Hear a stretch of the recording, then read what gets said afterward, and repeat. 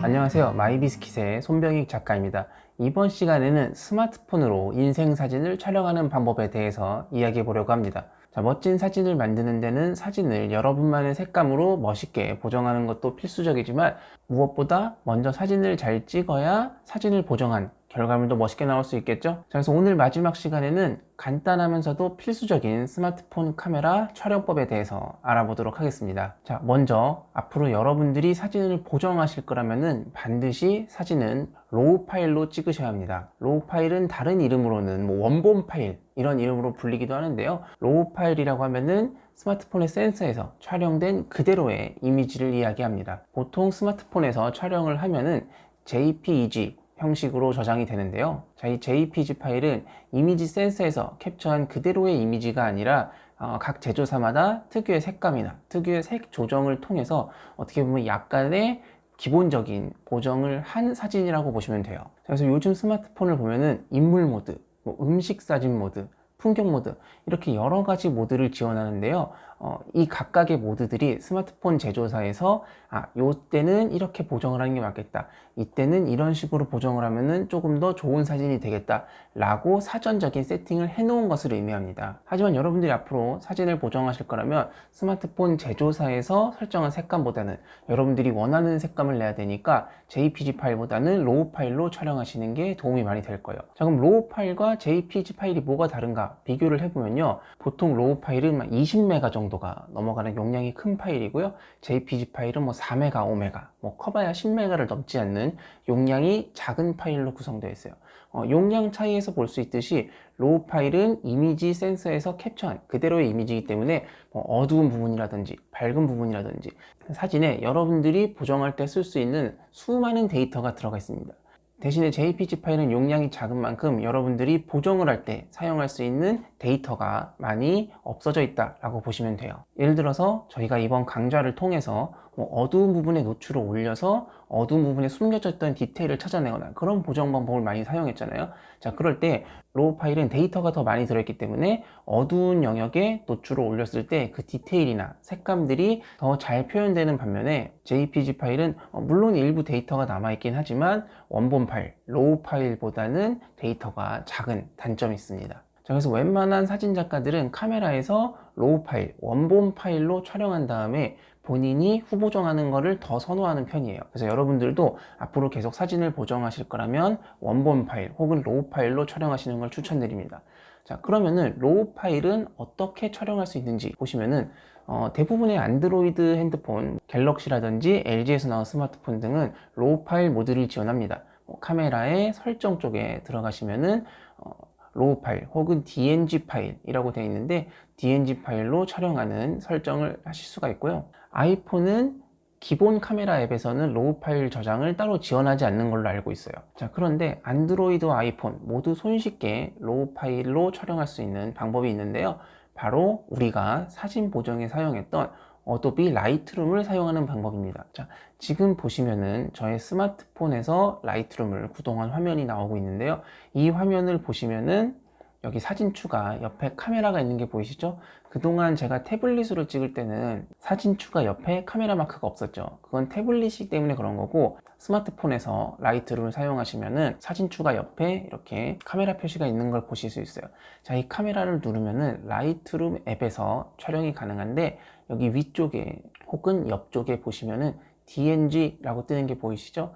DNG 파일은 이제 어도비에서 지원하는 로우 파일 형식인데요, DNG 포맷을 선택하시면은 사진을 로우 파일로 저장하실 수가 있습니다.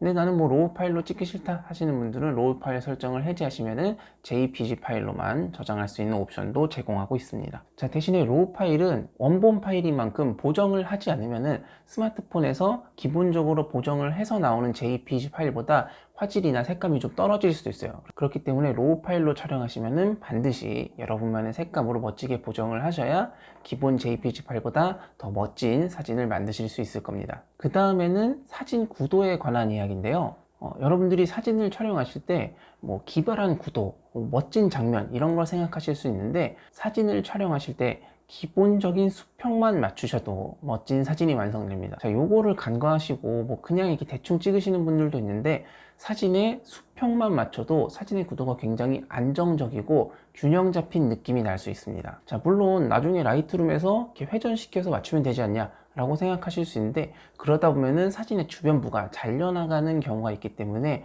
굳이 사진을 이후에 잘라내는 것보다는 처음부터 수평을 잘 맞추면 조금 더 좋은 사진을 만드실 수 있겠죠. 자, 그런데 이 수평을 맞추는 게 어렵다 하실 때는 어느 스마트폰에나 들어있는 격자선 혹은 눈금선 기능을 활용하시면 돼요. 여기 보시면은 저희 핸드폰에서 카메라의 격자선을 선택하는 기능이 있는데요.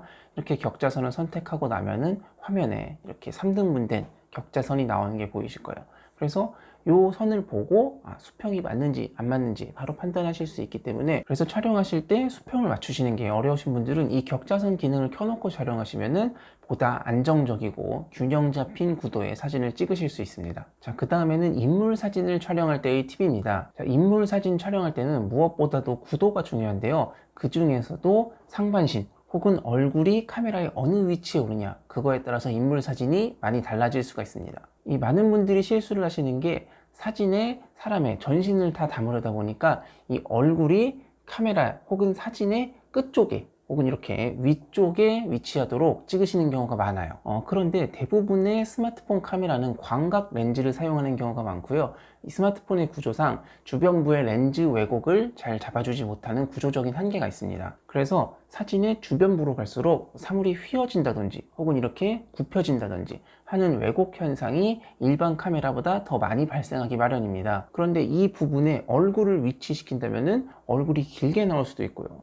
혹은 상반신이나 이런 쪽이 길어지면서 원래 본인의 비율보다 더 짜리몽땅하게 나온다든지 그런 경우가 있을 수 있기 때문에, 그래서 사진을 촬영하실 때 인물의 얼굴이나 상반신을 상대적으로 왜곡이 덜 하거나 왜곡이 없는 사진의 중앙부에 놓고 찍으시면은 이렇게 얼굴이 늘어나거나 비율이 짧아지는 그런 대참사를 피하실 수가 있을 겁니다. 혹은 이 왜곡 현상을 반대로 이용해서 상반신을 사진 중앙부에 놓고 하반신을 왜곡되는 사진 끝쪽에 위치시킴으로써 이제 상대적으로 하체가 길어 보이는 사진을 촬영하실 수도 있겠죠. 자, 마지막으로는요, 여러분들이 사진을 촬영하실 때 앵글을 다양하게 바꿔보시는 걸 추천드립니다. 풍경이나 혹은 인물 사진을 찍으실 때 한 각도에서, 한 자세에서만 찍지 마시고 뭐 하이 앵글이라든지 로우 앵글이라든지 이렇게 다양하게 사진을 찍는 시점을 바꿔가면서 찍어보시는 게 많은 도움이 될 것 같아요. 보통은 여러분들이 촬영할 때 자신의 키에서만 촬영하기 때문에 사진의 시점이 단조롭고 매번 같을 수가 있어요. 그런데 사진을 한 번은 이렇게 위에서 눌러 찍는다든지 혹은 지면에 가까이 놓고 아래에서 올려 찍는다든지 이런 식으로 앵글을 바꿔보는 것만으로도 굉장히 신선하고 재미있는 사진이 나올 수 있습니다. 그래서 인스타그램에 올리는 음식 사진을 찍을 때 이렇게 위에서 올려 찍기도 하고요. 상대적으로 다리가 엄청 길게 찍기 위해서 이렇게 밑에서 찍기도 하시죠. 그런 것들을 이용하셔서 특별한 촬영 기술이 아니더라도 단순히 앵글을 바꿔보는 것만으로도 여러분들의 사진에 새로운 시점을 불어넣을 수 있을 것 같아요. 자, 이렇게 총 8강의 스마트폰으로 사진 보정하는 법, 그리고 사진 촬영하는 방법까지 알아봤습니다. 이번 강좌를 통해서 여러분들이 사진 보정이 어렵지 않구나, 여러분들도 얼마든지 하실 수 있구나 라는 거를 느끼셨으면 좋겠고, 제가 처음에 말씀드린 것처럼 이 사진을 보정하는 방법은 정해진 틀이 있는 게 아니에요. 제가 강좌에서 보여드린 거는 이런 기능이 있다, 이런 식으로 쓸 수 있다 라는 예시 혹은 제가 찾은 지점들을 보여드리는 거고, 여러분들이 앞에서 배운 내용을 복습하시고 계속 기능을 써보시면은 세상 어디에도 없는 여러분들만의 색감으로 여러분들만의 멋진 사진을 만드실 수 있을 것 같습니다. 자, 지난 8강의 강좌 따라오시느라 수고하셨고요. 여러분들의 멋진 사진을 볼 수 있는 날을 기대하겠습니다. 저는 마이비즈킷의 손병익 작가였습니다. 감사합니다.